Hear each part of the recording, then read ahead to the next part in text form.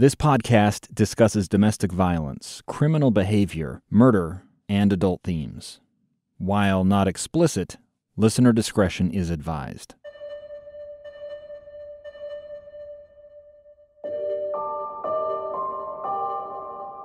When Steve Powell met with the FBI in Tacoma in late February of 2010, he told the special agents his grandsons, Charlie and Braden, didn't seem to miss their mother all that much. Have you dared to ask the kids any questions, or have they made any comments to you? They've never made any comments, no. The kids are very happy. Yeah. The only comments, in fact, do they really miss their mother? I don't even know. I mean, I think they do occasionally. Yeah. And maybe before they came to my house, maybe there were some questions or whatever.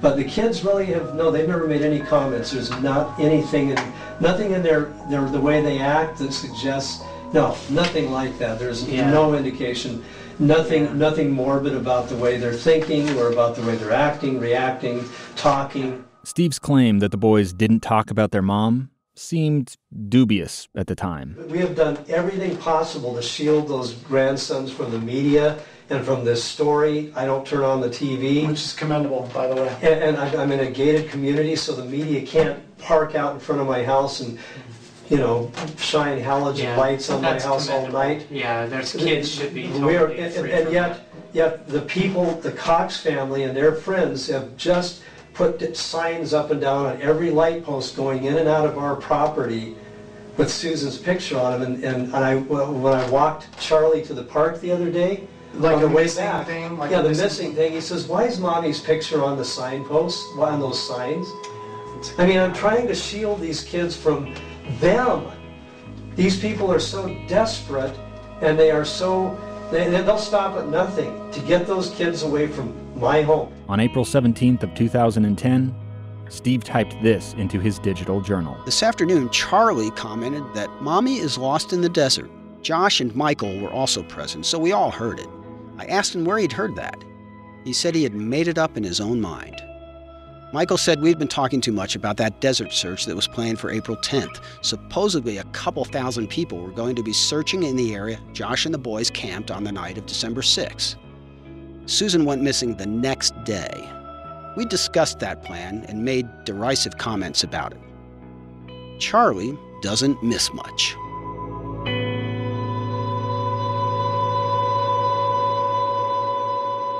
This is Cold, Episode 10, Charlie. I'm Dave Cawley. Back after this. There are so many aspects to the Susan Powell investigation, it's been hard to get them all into Cold. If you want even more exclusive details regarding Susan's story, head over to Wondery.com/plus and sign up now for access to bonus content you won't find anywhere else. That's Wondery.com/plus. Again, WONDERY.com/PLUS to hear 3 bonus episodes you won't get anywhere else. J. Brooks Jewelers, locally owned and operated, where the owner is on-site working with customers to provide years of experience and jewelry expertise. Murray and Lehigh, J. Brooks Jewelers, passionate about being part of your life celebrations.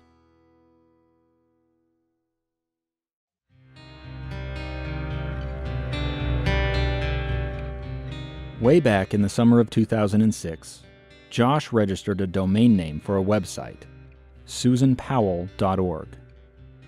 The following summer, he registered 3 more, one each for his name, his son Charlie's name, and the baby, Braden's name. These were just the latest in a growing list of web addresses he controlled, going back to his college days. He'd built a site at susanandjosh.net for their wedding in 2001. A few years later, as he tried to build a career selling real estate, he made joshpowellrealtor.com.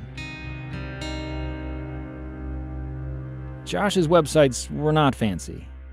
He liked web design, though, and worked constantly to improve his skills. For a couple of years, he used the domain charliepowell.org as a sort of sandbox where he could experiment. He built a password-protected portion of the site and posted photos of Susan and the boys there. Throughout 2009, Susan provided family and close friends with usernames and passwords, which were created by Josh, so they could see the photos as well. Susan preferred to just put those photos on MySpace or Facebook, but Josh wasn't all that interested in social media. He refused to let Susan use his computer for anything but the most basic tasks, like scanning his papers. In 2009, she finally spent $100 to buy her own computer. At the time, Josh groused about the expense and criticized her for buying a system he considered out of date. Shortly after Susan disappeared, someone provided Detective Ellis Maxwell with a username and password for the charliepowell.org website. He logged in and browsed through the photos of the Powell family's trips to Topaz Mountain and Dinosaur National Monument. A few weeks later, in early January, he tried to log in again. The credentials did not work. Josh had cut off access. A short time later, a page popped up on another of Josh's domains, susanpowell.org. It claimed to be the official site for information about this beautiful woman, her family, and other things she loves. Text on the main page told visitors it was the only source of new photos and videos of Susan. While Josh wasn't personally interested in Facebook, he did pay attention to it.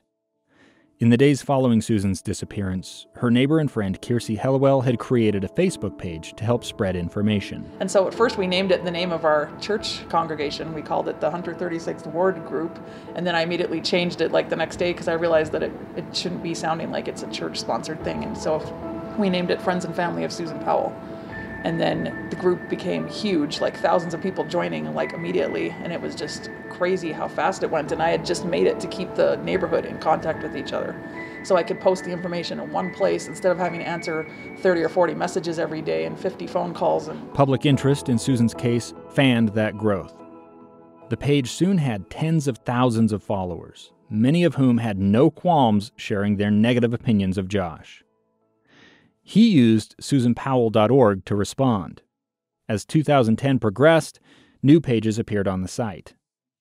Some were relatively benign, marking Mother's Day or the 6-month anniversary of Susan's disappearance. Others were addressed to Susan herself, as if she were hiding out someplace and reading them from afar. Yet others focused on Josh's activities with Charlie and Braden, like a visit to Mount St. Helens on the 30th anniversary of its eruption. By putting up this website, all it is a diversion. West Valley City Police Detective Ellis Maxwell didn't put any stock in the notion that Josh was actually trying to send messages of love and support to a distant Susan. It's their way of basically trying to convince society that they care and that they're trying to help. That's all it is. They don't care. Josh's dad, Steve Powell, in a digital journal entry dated May 15th, 2010, wrote about the response to the website's Mother's Day entry. One blogger hit it on the nail by saying that we were probably sitting back and laughing our asses off. That's totally true. As I've said before, this website is about one thing: mind-f***ing the Mormons, who have shown a total lack of common sense and decency in this tragedy. Another page titled Mormons Mobilize appeared in June of 2010. It explained how Josh believed Susan's father, Chuck Cox, had used the religion to attack him. He pointed out that the administrators of Kiersey's Friends and Family Facebook page were Latter-day Saints. He surmised that they were out to get him because his father, Steve, was a self-described ex-Mormon. But the true instigator of all of this, according to the author of the page, was Josh's sister Jennifer Graves. For at least 20 years, Jennifer has hated her father, Steve Powell, for openly expressing his views as an ex-Mormon. All 4 of Jennifer's siblings have always felt that Jennifer strongly resented them as well. Jennifer's long-held grudge has created a divide between Mormons and non-Mormons in the Powell family. The site also made clear Josh was leaving the Church of Jesus Christ of Latter-day Saints. Josh still knows and loves many Mormons, and he is convinced that most Mormons are good people. However, Josh will not attend the Mormon church again because of the various pressures placed on Susan, and now on him as well as his extended family. Josh had met and befriended a local pastor named Tim Atkins and was attending his church instead. On another part of the site, the Powells recounted Jennifer's visit to Steve's home in January of 2010, when she'd confronted Josh while wearing a wire. Can you look me in the eye and tell me you really did not have anything to do with it? I did not have anything to do with it. The webpage accused Jennifer of being a convincing storyteller who went on an hysterical rant. Josh tried his best to answer Jennifer Graves' slightly more grounded questions, though they were rare. Jennifer Graves' insinuations became more exaggerated and hysterical with each time she asked, until Josh finally stopped responding to her altogether. Each new post on the SusanPowell.org site prompted a flood of critical reaction among the members of the Friends and Family Facebook page. Kiersey, the creator and chief moderator, tried to keep the peace in spite of her own outrage. Debbie and I would just call each other up and just like scream over the phone because we were so furious and so outraged that these slime bags could just be out in public doing this to her when they were the ones that made her disappear and probably had killed her. Debbie, Susan's daycare provider, also found herself a target. I even got a paragraph on that website because I was a man-hater. Oh yeah, they called her a man-hater. Yeah, even though I'd been married to the same man over 25 years, I was a man-hater. By November of 2010, the pretense of the site being a place to share happy moments with Susan in absentia had completely evaporated. The writers lashed out at Susan's parents, again making unfounded accusations that they had inflicted emotional abuse upon Susan as a child. For Susan's dad, Chuck Cox, the website was worthy only of a huge eye roll. When you start reading the things, it's like, this is why Josh is such a great guy. I thought this was a Susan Powell website. Well, Josh is a great father because, well, this is nothing but propaganda for him. There's nobody could read that website and not realize what it was.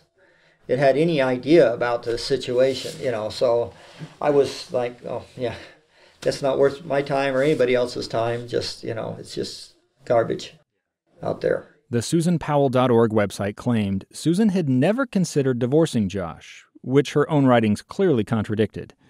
Susan's friends, like Amber Hardman, couldn't believe what Josh and his dad were saying. They'd make these wild stories that nobody would believe. But then you look at everything that happened, and it is a wild story. It's hard to believe any of it is real, almost, I remember living through it and just thinking, what's going to happen next? Like, this is like a horror movie. Like, everything that keeps happening is so unbelievable. In December, another page appeared. It discussed Susan's childhood friendship with a woman named Brittany Cornett, who had written in Susan's journal when they were both teenagers. The episode in question had involved a tiff between Susan and her mom over some household chores. Brittany wrote a private note of support and advice to her friend. Josh published those pages, from one teenage girl to another, for all the world to see. The 6-page letter Brittany wrote directly into Susan's journal describes a real-time account of the emotional abuse Susan suffered in her childhood home. The website made it clear. Josh and his family were weaponizing Susan's childhood journals.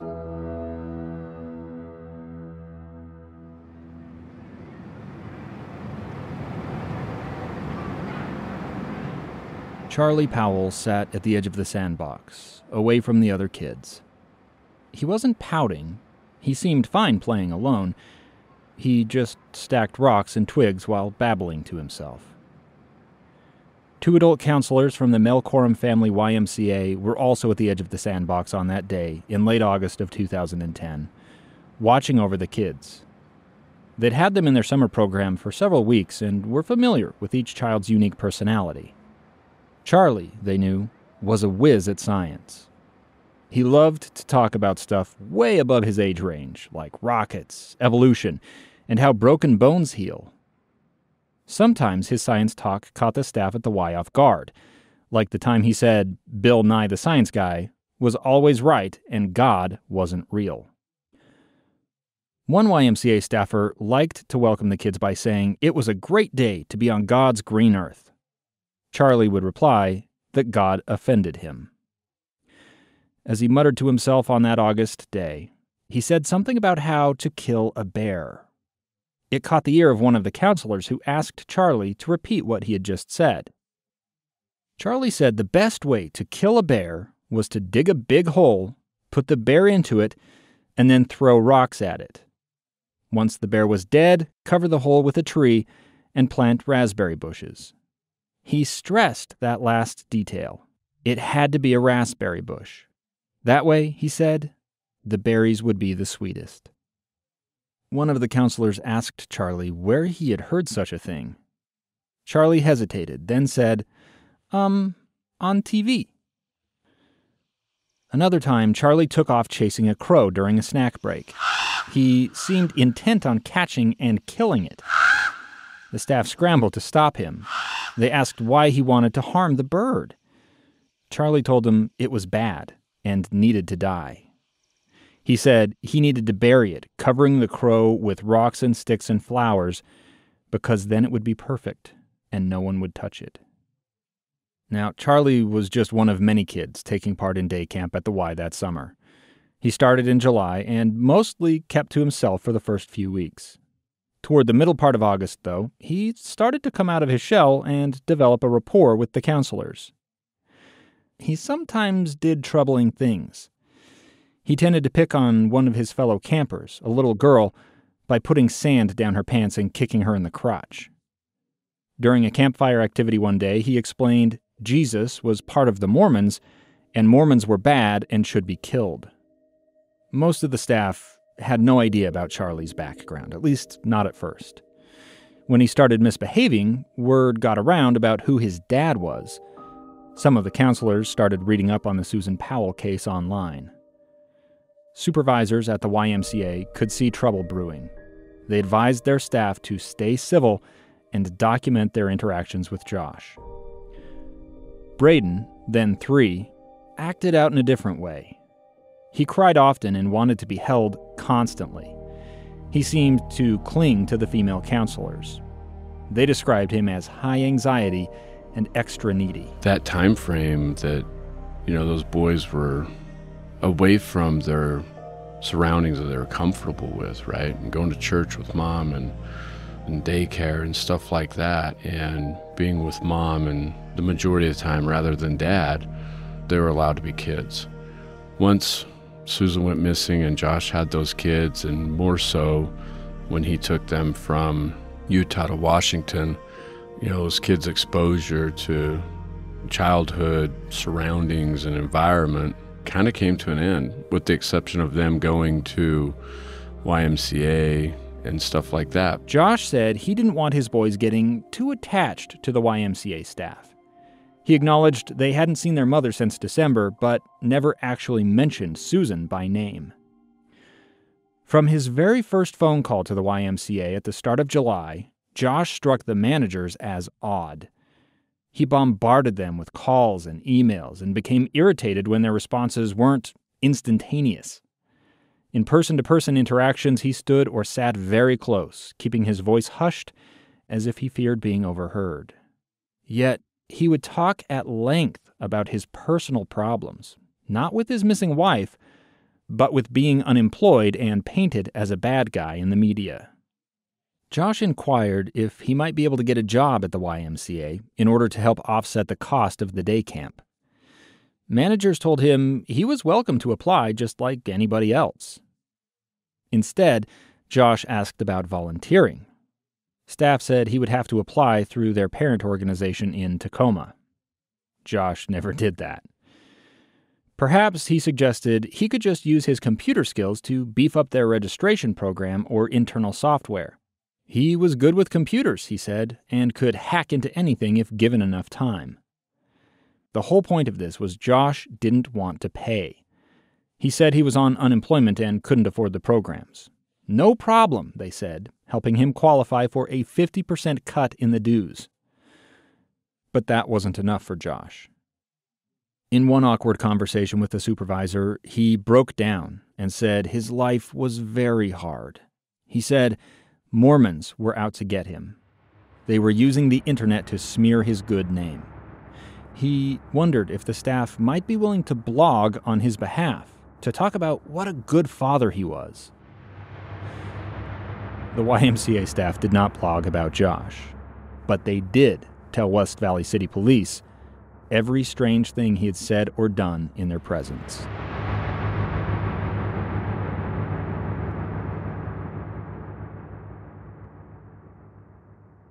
Josh Powell loved lapidary. That's a fancy way of saying he liked making things with gemstones or minerals. That's evident from his interest in rock hounding and finding geodes in Utah. He wanted to share the hobby with his sons. In September of 2010, he started haunting the meetings of a gem and mineral club in Puyallup. Originally, he was like this nice guy, and I go, "What do you do?" "Oh, I sell real estate and this and that," and he just seemed like a nice young man. That's Nancy. She was vice president of the club at the time.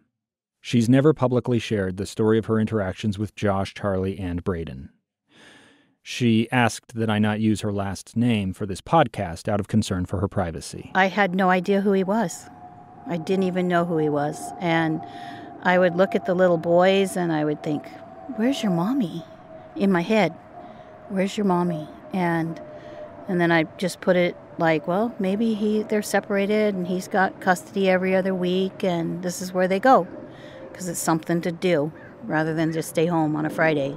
In those early days, Josh often stayed after the meetings ended to talk to Nancy. He seemed eager to impress her. And it wasn't until there was a class there and somebody said to me, you know who they are, right? And I go, Who is? And they go, "Josh." And I go, "I know that's Josh, yeah." And he goes, "That's Josh Powell. His wife's missing?" And I'm like, No.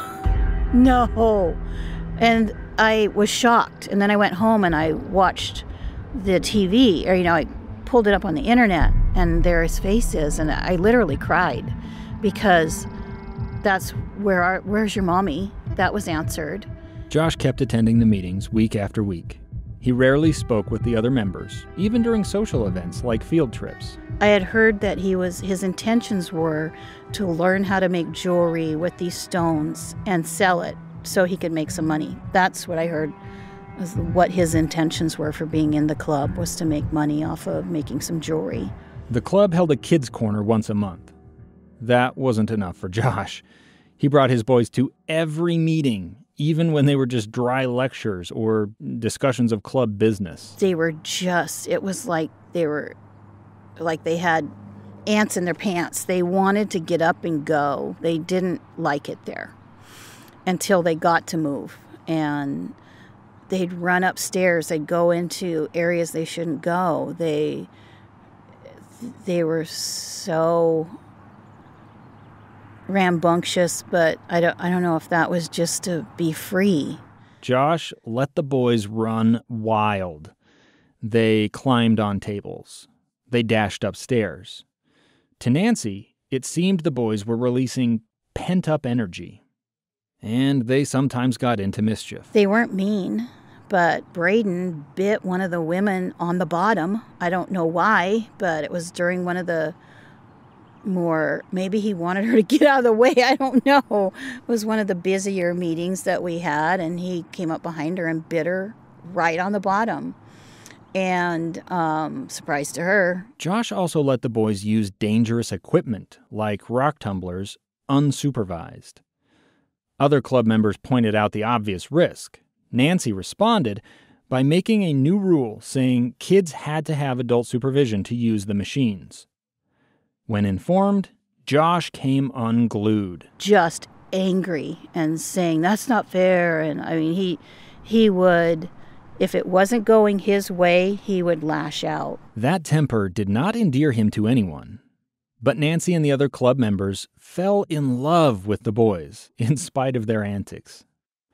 Braden didn't talk much, but Charlie liked to share, especially when his dad was out of earshot. He was like, rubbing his fingers together and talking to me in this quiet, hushed tone. And I couldn't figure out why. And so I was like getting close to him, trying to hear what he was saying. And he was talking about architecture and buildings. And I was so impressed with him. This little boy, and what he was talking about wasn't the typical thing that a little boy talked about. Those opportunities were pretty rare. Nancy said Josh never paid the boys much mind until he lost sight of them. One time, Nancy stepped out of the Grange where the club met to get something from her car. Charlie and Braden chased her outside. Josh busted through the door and he's going, "What are you guys doing out here?" I mean, just freaked at them, just over and above, because I was right there. But he lost it because they were out of his sight. On another occasion, Charlie bumped into a club member. It led to a stone that Josh had been polishing falling onto the floor. Josh picked up the stone, spotted a small chip, and exploded at Charlie. Screamed at him, just yelled at him like, "You broke this, you've ruined it." And the club member was like, no, you can just put it back on the sander and polish it up again, and it's okay, it's all right. So club members were calming Josh down because he got so angry because this rock hit the floor. Charlie's only real escape came at school. He started kindergarten at Carson Elementary when the YMCA summer programs ended. On September 19th of 2010, Josh delivered a letter to the principal of the school. Here's what it said. Charlie is an at-risk child due to a vigilante mob being led and encouraged by people who claim to be friends and family. In order to protect Charlie's physical safety and emotional well-being, he must be kept away from anyone claiming to be a friend or family member unless explicitly authorized by me to have contact. The only people Josh authorized to pick up Charlie were himself, his dad Steve, his sister Alina, and his brother Michael. The letter included a no-contact list for Charlie, which singled out not only his maternal grandparents, Chuck and Judy Cox, but also his mom, Susan. It was really creepy to me that one of the first things he said to me is, their mom is not allowed to see them. Because once I found out who he was, I thought, if you killed her, why would you even be saying that? Why would that be an issue for you? That's Tammy Foreman. She was Charlie's kindergarten teacher. She did not like Josh. I felt scared when I was around him. I thought he was really creepy. Josh fretted about police and the media getting access to Charlie through the school. It led to him making some unusual demands. If possible, please forbid all outsiders from entering Charlie's classroom unless they are related to another student. This includes any space while it is occupied by Charlie. If you cannot legally stop them from entering Charlie's space, you are instructed to immediately hold Charlie in a private area away from the outsiders and contact us. Josh rarely dropped off or picked up Charlie himself, instead sending Alina to do that. She often came with detailed instructions from Josh or sometimes Steve about how the faculty were to conduct themselves. But she always seemed very apologetic about where Josh was. And I was just happy that I was dealing with her and not one of them. A few weeks later, Charlie told his teacher it was okay to swear around Mormons because they didn't like it and would ask you to stop.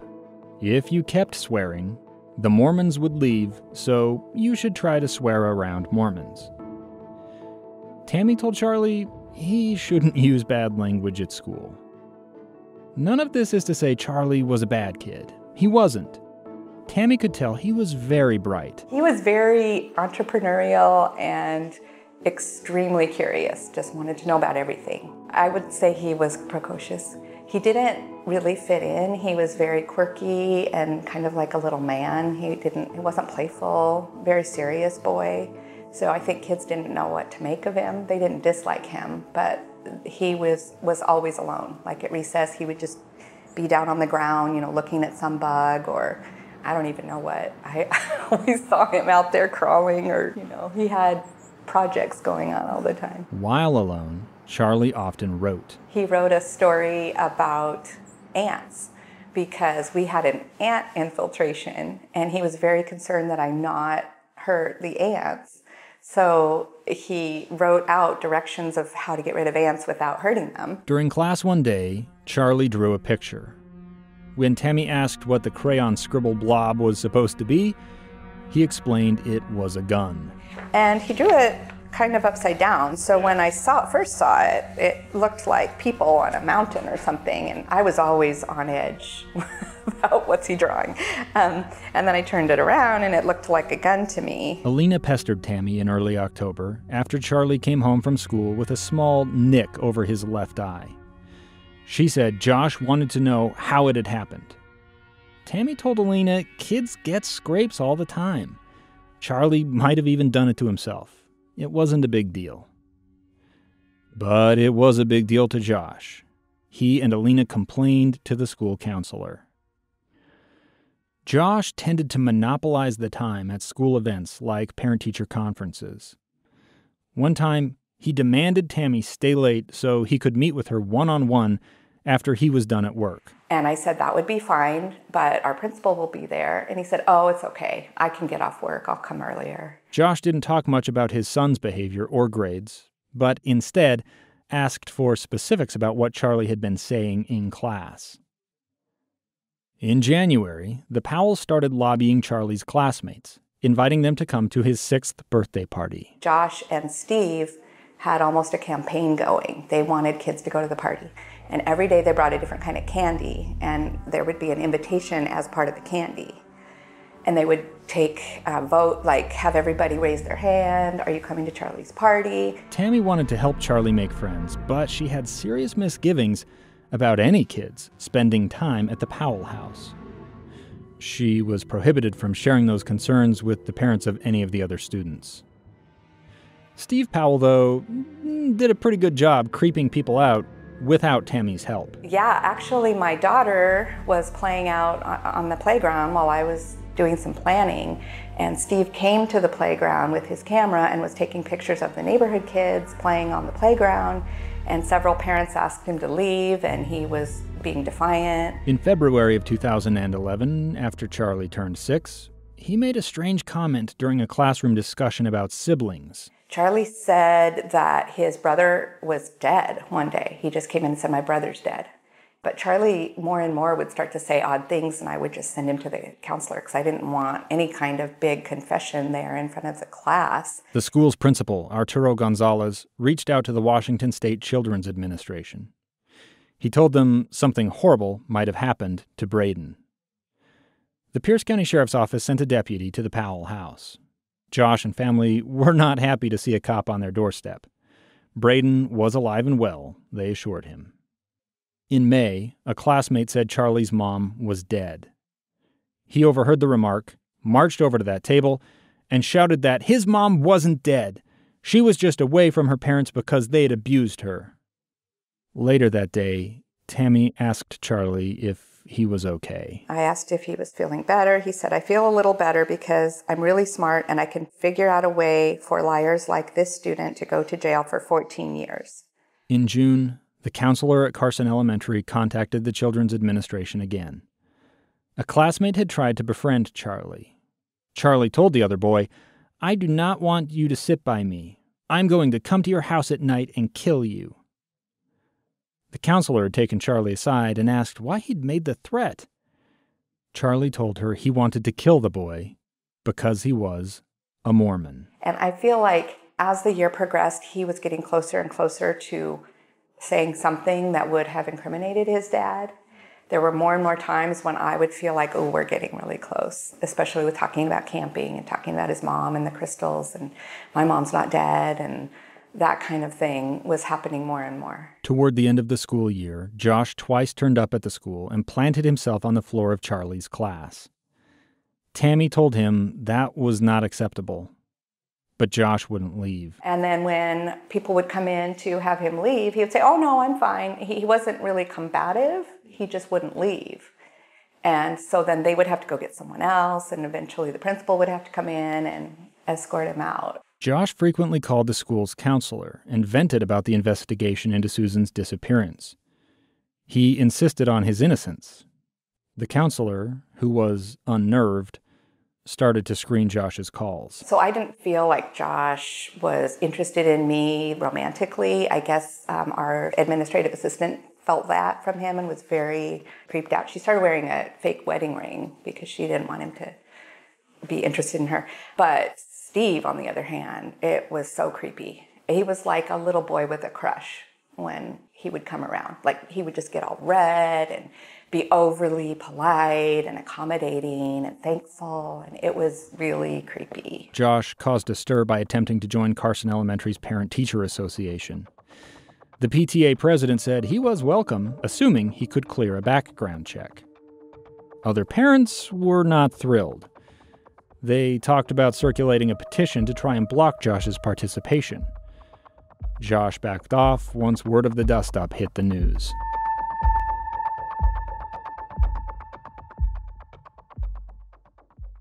Back after this. Let me start by just saying that my wife is one of those people that if we're in the house, say in the family room watching TV or in the kitchen making dinner, the front door is always locked.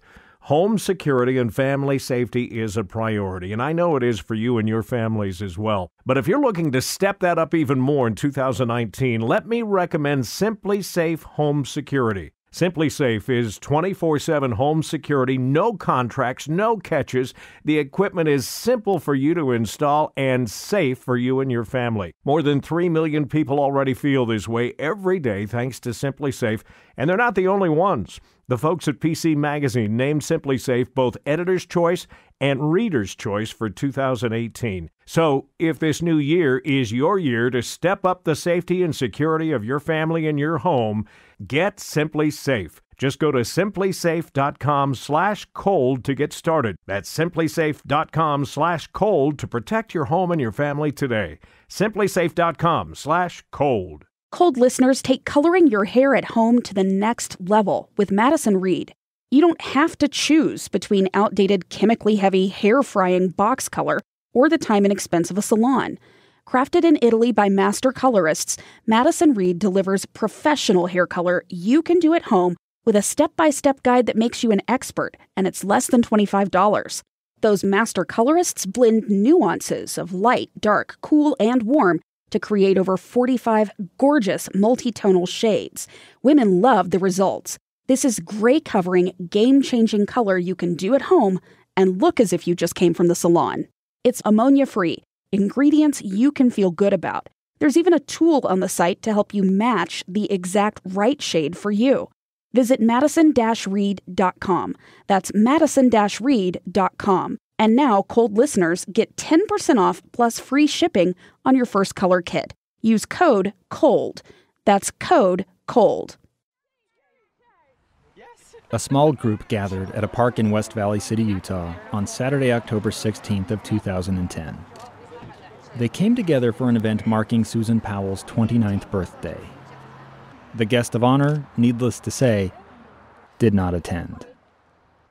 Many of Susan's close Utah friends, who had been drawn together over the 11 prior months, were there. Neighbor and confidant Kiersey Hallowell was there. So was former daycare provider Debbie Caldwell and Susan's sister-in-law Jennifer Graves. We want closure. What's done is done. So if she's alive, we want her back. If she's not, then we want to know the truth. So too were West Valley City Police.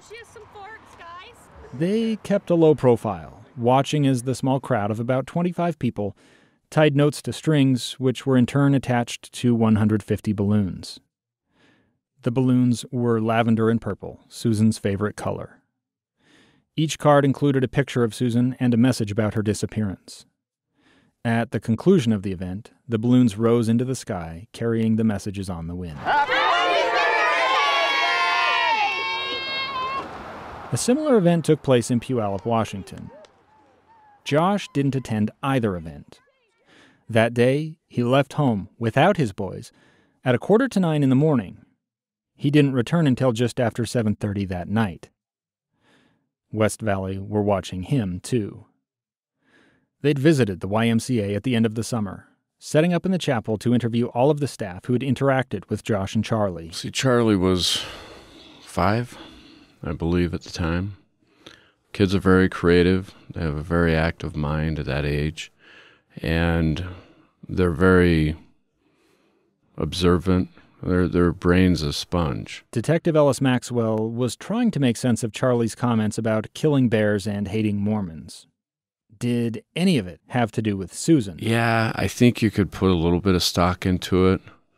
However, I'm not sure how well it would hold up. Not only was it a jumble, but it seemed obvious to the police that at least some of Charlie's responses had been coached. After all, the boys had been living with Steve, Josh, John, Michael, and Alina for months. They would not talk like traditional adults. would talk around their kids. I mean, they didn't really watch their language. And so I think a combination of that, what they were exposed to inside that home at Stephen Powell's, and just them themselves and being kids, and maybe even the media. Police learned Josh had landed a job working for Microsoft. Steve Powell wrote about Josh's new job in his journal in early September. This is Josh's second week at Microsoft. He's quite happy there, but incessantly worries that someone will confront him on his wife's disappearance and he will be let go. He lost the first job that hired him the day before he started, after signing contracts and passing their background check. West Valley Police hatched a plan. They knew Josh was commuting by train between Puyallup and Bellevue. What if, they wondered, he happened to meet someone on that train? Yeah, the goal was to put a UC on the train and get close with Josh and try to befriend him. UC is short for undercover. This wasn't going to be just any undercover officer, though. You're obviously going to get more intel, get more information. He's going to be more open and receptive to a female. Ellis hoped the seeds of an incipient romance might just compel Josh to confide some detail that would give him away. Yeah, it was a great plan. Ellis and his team arrived in Washington in early November, ready to put their plan in motion. They never had the chance. Like the day before our operation. Like the next day we were going to move forward with it. We were all up there and we were ready to go, and he lost his job. Here's what happened. Josh provided an interview to the Salt Lake Tribune. He told the paper Susan was extremely unstable and would only return home once the public furor over her disappearance dissipated. He called Chuck Cox a puppet master who was organizing a hate wagon of followers on Facebook. Josh criticized the media for portraying him as a Marvel Comics supervillain. On the one hand, Josh finally talking was a boon for police. You know, for example, Stephen Powell and Josh going to the media and saying how, she was going to be chewed up like hamburger when she returns. Great, kudos, man. Why don't you guys keep this up? Because these are going to be great to introduce when we get into a trial. Because, if you genuinely cared about your missing wife and you weren't responsible, you would not be talking in this fashion, right? But it wrecked the undercover girlfriend operation. Josh basically got himself fired from his job because they learned who he was, and he's in front of the media, and he basically lost his job. So, and that happened literally like the day before our operation. West Valley's November trip to Washington wasn't without fruit, though. While there on November 16th, West Valley Police Lieutenant Bill Merritt and U.S. Marshal Darrell Spencer paid a visit to the Powell home. Steve invited them into the entryway, where they chatted. Josh was home at the time and also joined in the conversation. Once he did, Steve invited the investigators into the living room. Then they all settled in for a longer talk. Steve and Josh both used the opportunity to berate the police. Steve repeatedly brought up Susan's childhood journals, even reciting passages from memory. In a report, Merritt wrote that each time Steve referenced the journals, he seemed to lose touch with reality and stare into the distance. The investigators asked for the journals. They initially told us, well, we're not going to turn them over to you, but we'll make copies for you. And it's like, no, we need the journals, not copies. Josh and Steve then proposed a swap. The childhood journals in exchange for the adult journal of Susan's that police had recovered from her workspace. The cops said no deal.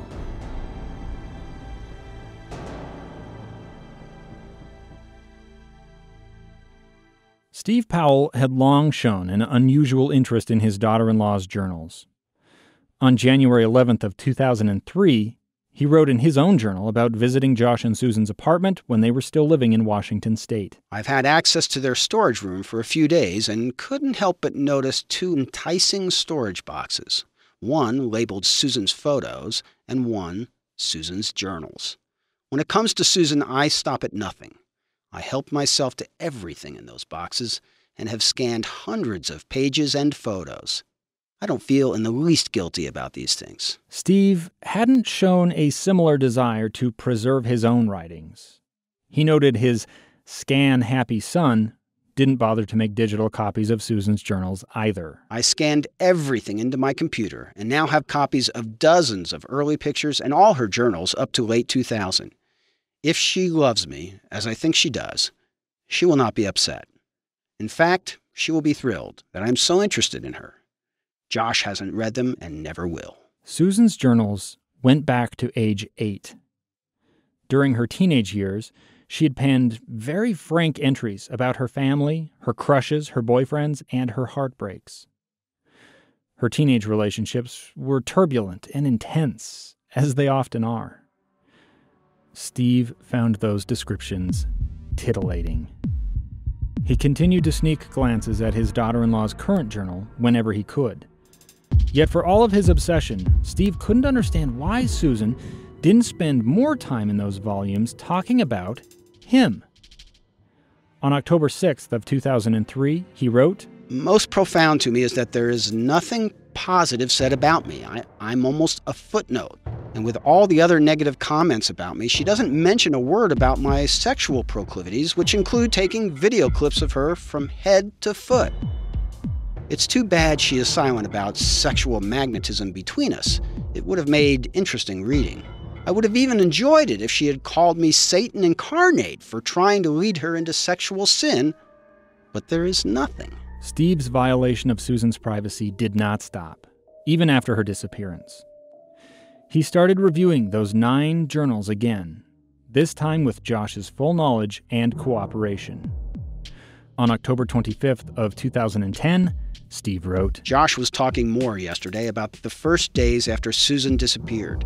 He had told me months ago that the West Valley City Police had lied to him during their interrogations, but he went into more detail.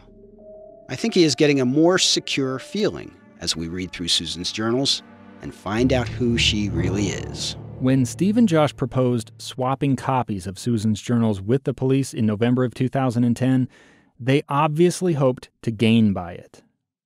That hope didn't last. After the police returned to Utah, Steve called U.S. Marshal Darrell Spencer to tell him he wouldn't be giving up Susan's childhood journals under any circumstances. Josh, it seemed, was coming around to his father's point of view. The pair saw in those journals a defense. They would use Susan's childhood writings to portray her adult self as promiscuous and emotionally unstable. Nancy, from the Puyallup Gem and Mineral Club, said Josh even mentioned the journals to her as he was filling out club membership papers. He looked away from the paper and up at me, and he goes, "Do you know my story?" And I go, "Yes, I do." He goes, "Oh, okay," and then just turned around like it was nothing and kept filling out the paper. Josh left many of the fields blank, telling Nancy he didn't want people to know his personal information. He went on to say Susan had been mentally ill and confided he was preparing to release those childhood journals. I just said, childhood journal, it does not define the adult. I go, do you really want to do that? I wouldn't do that. It's going to come back on you in a negative way. And his response was, well, her parents are saying bad things about me. And it was almost like he had to one-up them. And I just said, well, that will come back on them. If they're saying something about you, it will come back on them. But why don't you be a bigger man and not give those journals out to anyone? Those are childhood journals. And he's going, well, you don't know what I went through. You don't know. And I go, oh, you're right. I don't know. And so that conversation, that was it for that conversation. And it was eye-opening and shocking. It's like it right now, thinking about it, it's like it wasn't even real. For Steve, Susan's journals were proof she had led a double life. On July 14th of 2011, he broadcast that theory to the world. Steve went on NBC's Today Show and openly discussed his feelings for Susan. The NBC crew even filmed a segment inside Steve's house, where he showed off the actual journals. But Stephen Powell's own daughter and Josh's sister is disturbed by what her estranged father is doing. I think it's not ethical. I think the very fact that he's even reading them. Why? If he thought there was something really there was something of value there that was like evidence or something, turn him over to the police. That would be the logical course of action. In Jennifer Graves' living room, a picture of Susan. Josh and Steve had finished scanning each book and claimed to have 2,000 pages of Susan's writings. They'd obsessively transcribed and annotated them. They intended to put the documents, Susan's entire adolescence, on the susanpowell.org website, piece by piece. Susan's friends, like Kiersey Hellewell, were outraged. Josh's dad was reading that and posting pages from it, and I was furious. I think I was in New York at the time, doing some media, and I got the news that he was posting, I watched an interview that he did with the Today Show where he was sitting there turning the pages of the journal and reading little excerpts from it, and I was ready to drive to Washington and rip his head off, and I'm not a violent person. I can't stand violence, and I was so angry that the person that she despised most in the whole world, she couldn't stand him, she loathed him. She told me about all the things he tried to do to her, to hit on her and take pictures of her getting dressed and stuff like that, that he was having that precious teenage journal where she'd poured out all her thoughts and feelings, and he was looking at it and reading it. But police could not believe their luck. Them coming forth with the media and letting the media into Stephen Powell's home was great. Ellis Maxwell saw it as a major miscalculation on Steve's part. There were some things that Steve did that was wonderful, and Josh, I was like, right on, because that's what I needed to get inside Steve's house. Ellis wasn't the only one who realized the Today Show appearance was a gift in disguise. Kiersey saw it too. I was sitting in the hotel room watching it, and my husband and I were sitting there in shock with our mouths dropped open, and then I said, wow, he just gave the police a search warrant. Because he said this is important evidence that I have in Susan's case. I'm like, oh, well, there's the reason for a search warrant. So when he let the media in the house and let him film his residence and film these journals in his residence, that was money. That was money, because that was our probable cause to get inside the house, and that's what we needed. And so there was some things that they did. They were trying to divert attention, and that's another one, was letting the media in on these journals. Some of it was useful to us. Some of it I didn't waste time on. And what was useful, we capitalized on.